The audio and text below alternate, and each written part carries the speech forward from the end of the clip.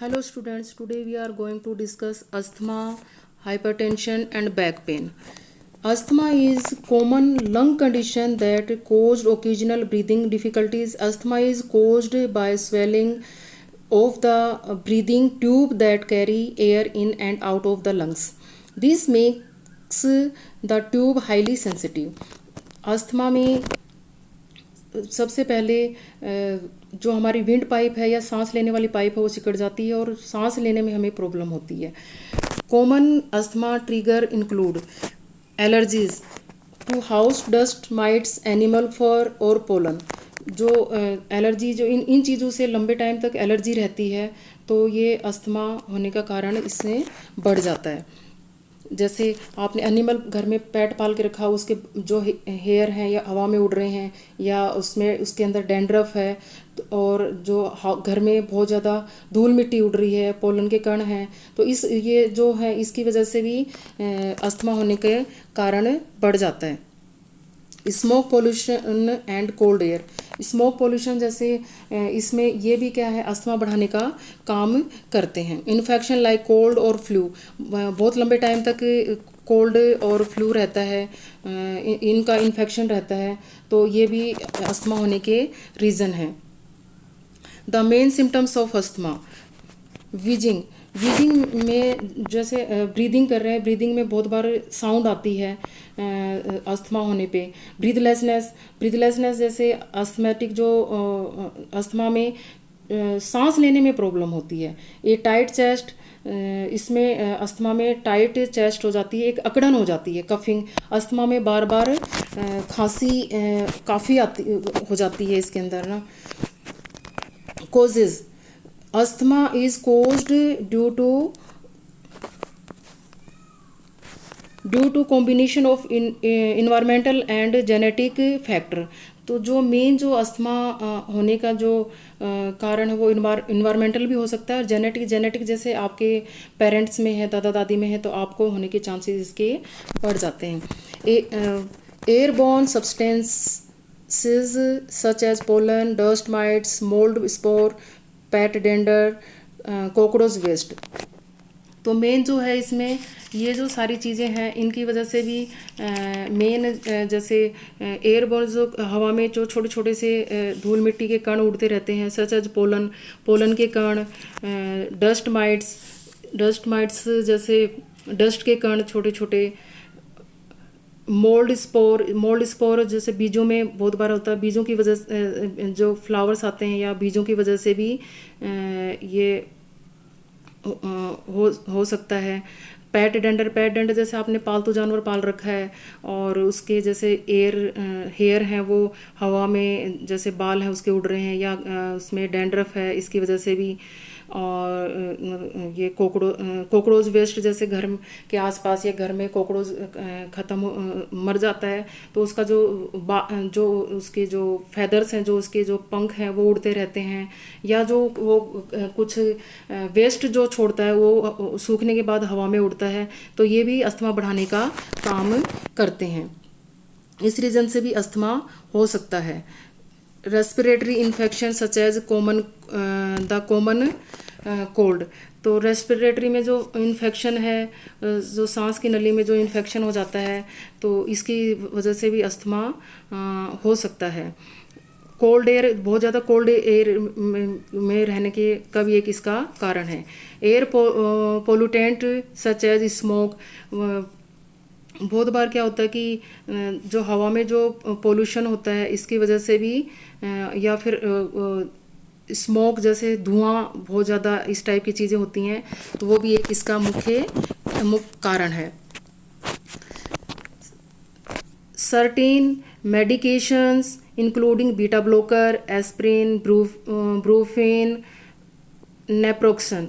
तो जो मेन जो है ये दवाइयाँ हैं इनके भी साइड इफ़ेक्ट हैं जो वो अस्थमा को बढ़ाते हैं, और बहुत लंबे टाइम तक जैसे इस टाइप की चीज़ें ले रहे हो तो वो भी अस्थमा बढ़ाने का काम करती हैं.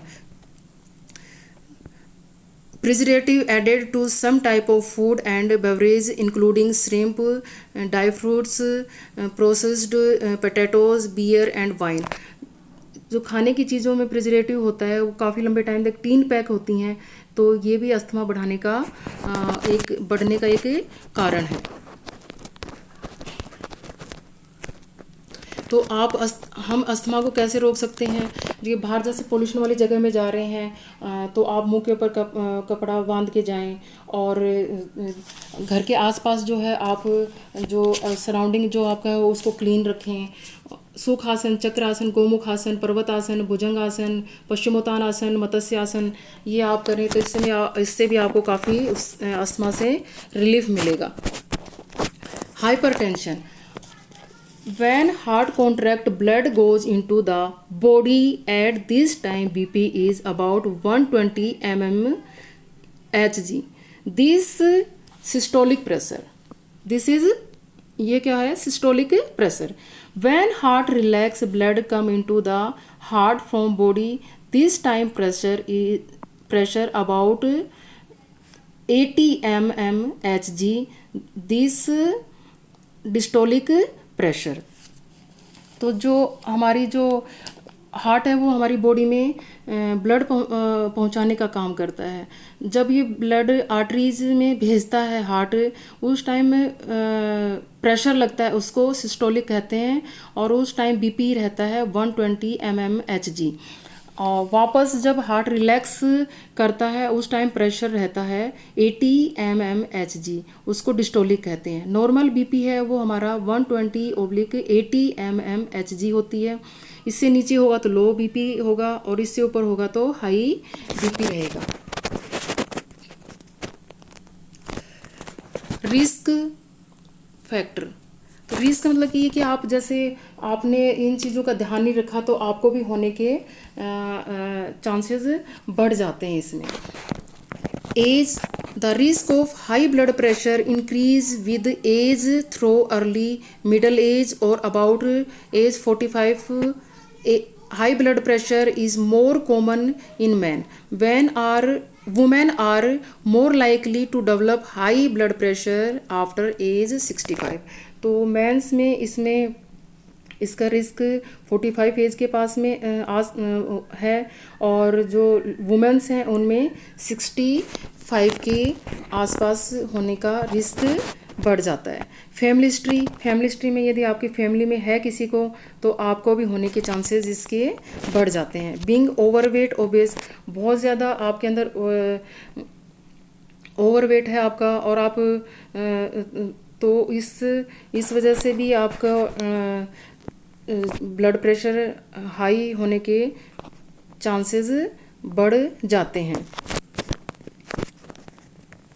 नॉट बीइंग फिजिकली एक्टिव, आप यदि कोई फिजिकल एक्टिविटी नहीं कर रहे हो और कोई जैसे आप बस एक ही जगह बैठे हो, तो इससे भी क्या है ब्लड प्रेशर हाई इंक्रीज होने के चांसेस बढ़ जाते हैं। यूजिंग तम्बाकू, आप बहुत ज़्यादा एक्सेस तम्बाकू यूज़ कर रहे हैं, उसके केमिकल्स हमारे हार्ट में जाते हैं, बॉडी के अंदर जाते हैं, तो इससे भी क्या है ब्लड प्रेशर हाई होने का रिस्क रहता है। Too much salt in your diet, बहुत ज़्यादा आपने सोडियम जैसे सॉल्ट ले रहे हो बहुत ज़्यादा, तो इससे भी रिस्क बढ़ जाता है। Too little vitamin D in your diet, आप बहुत ज़्यादा कम जैसे विटामिन डी ले रहे हो, तो इससे भी क्या है ब्लड प्रेशर बढ़ने के चांसेस बढ़ जाते हैं। रिस्क टू मच अल्कोहल, बहुत ज़्यादा अल्कोहल ले रहे हो जैसे आप, तो इससे भी क्या है ब्लड प्रेशर हाई होने का रिस्क बढ़ जाता है। स्ट्रेस भी एक मेन रीज़न है ब्लड प्रेशर को हाई करने का। Back pain, back pain is pain felt in the back that usually originates from the muscles, nerve, bone, joint or other structures in the spine. Back pain include lower back pain, middle back pain, upper back pain or low back pain with sciatica, nerve and muscular problem, Degenerative disc disease and arthritis can result in back pain. Main causes of back pain are lack of physical activity, lack of flexibility, excessive pressure on back. General reason for back pain are sitting or standing for long hours, sitting or standing in an incorrect posture, lack of exercise, obesity and week muscles. जो back pain का जो main जो reason है वो है कि हम exercise नहीं करते या बहुत लंबे टाइम तक खड़े रहते हैं या बैठने का पोस्चर हमारा गलत है, या फिर बहुत बार हम लोग एकदम झटके से कोई चीज़ सामान उठाते हैं या एक्सीडेंटली भी हो सकता है, या फिर हम कहीं गिर गए हैं, तो ये बैक पेन होने के मेन रीज़न है। कॉजेज़